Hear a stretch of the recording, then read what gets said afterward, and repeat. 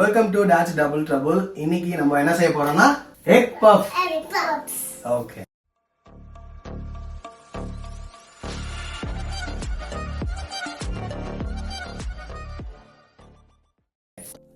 Egg puff பண்ண நமக்கு என்னென்ன தேவை? இது பேர் என்ன?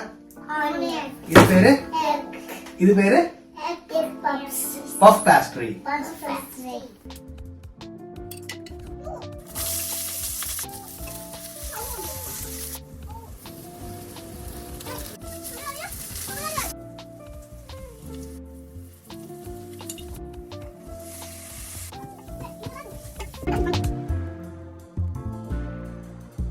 மாஷா மிஷேல், டாடி உங்ககிட்ட ஒன்று பேசணும்.